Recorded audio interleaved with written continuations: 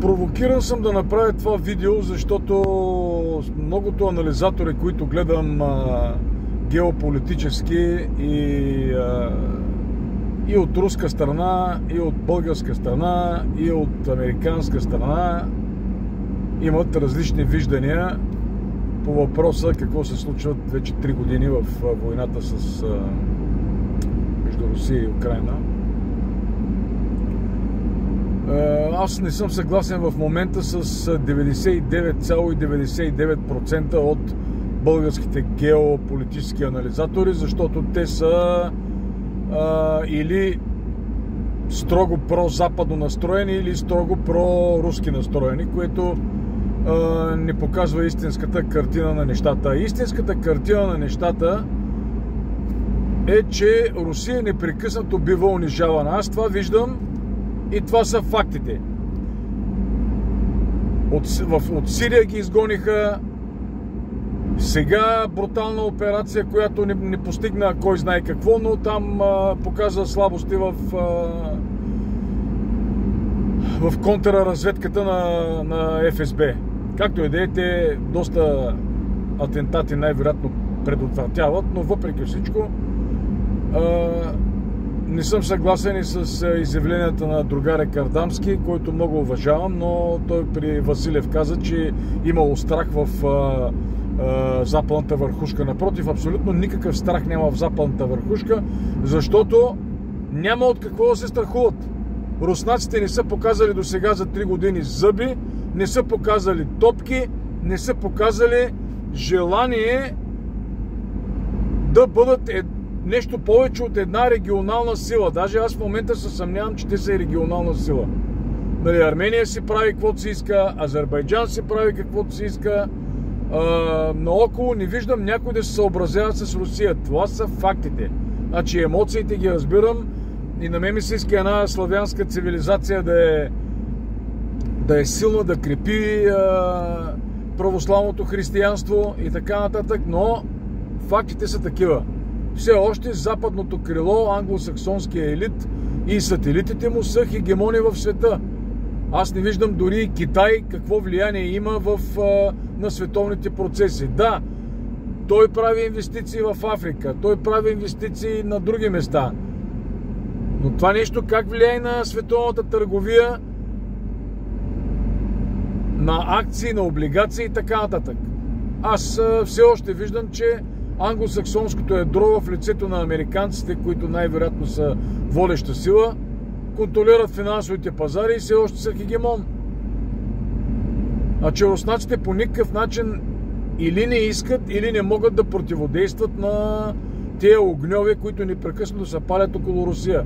Докато Русия сама не започне да прави история, тя да генерира процеси, а не да реагира, аз не ги виждам да оцелят като държава. Аз мисля, че тук до 50-60 години, ако така продължават, те няма да успеят да оцелят като държава, което е и целта на Запада.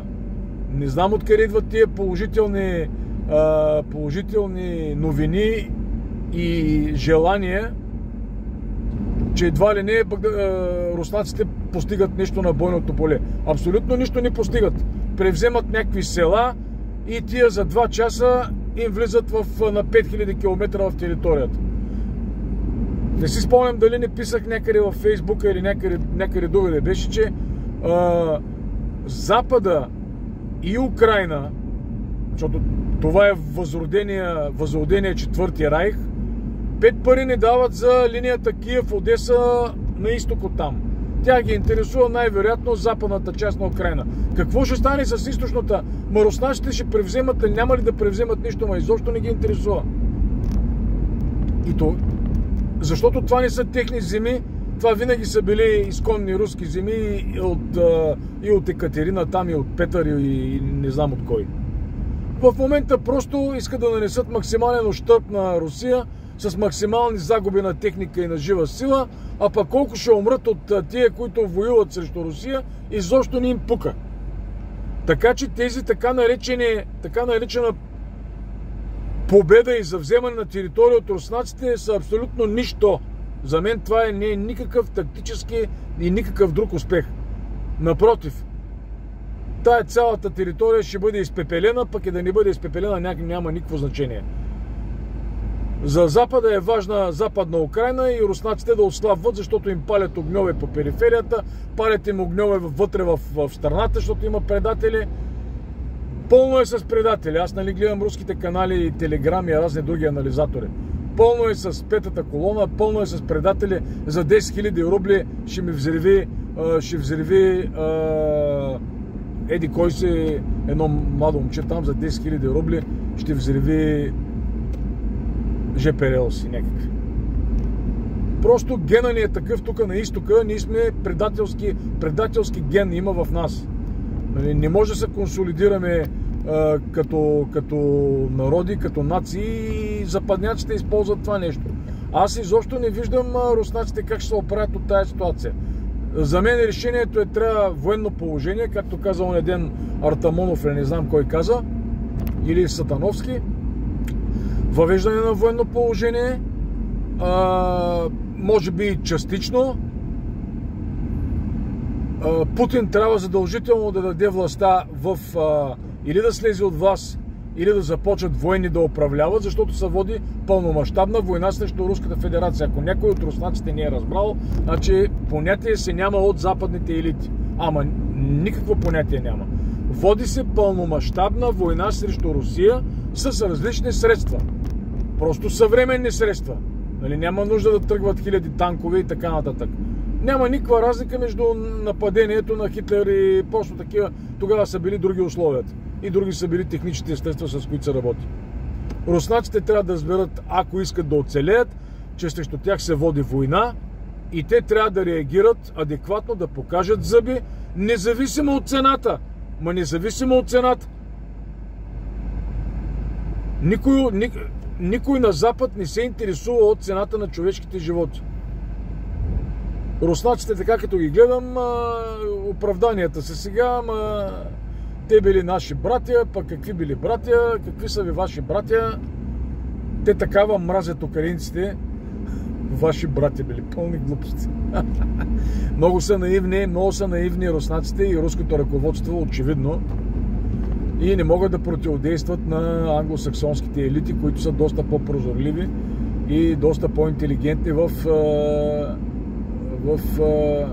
стратегиите, които измислят за борба и за заличаване на православието. А то точно това е целта.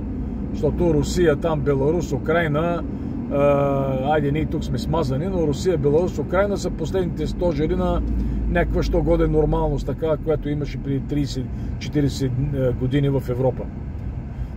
И не виждам как ще се оправят руснаците. Аз така като ги гледам и руската телевизия, гледам руски анализатори, толкова много проблеми има, че ако няма една здрава ръка сталинска, а Путин няма нищо общо с Сталин, той е прозападен политик, той е даже мога да кажа, че е либерал заедно с Медведев, няма топките, няма коража да извърши нещо, което да покаже на света, че тук има нация руска, която е готова да защитава държавата си. Значи той е идеален менеджер, може би беше оставен да бъде идеален менеджер от западните елити, за да възстанови Русия.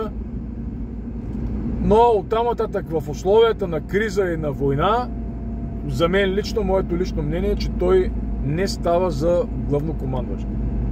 Тук трябва един жесток и безкомпромисен лидер, който да удари с юмрук по масата и да решава проблемите на нацията.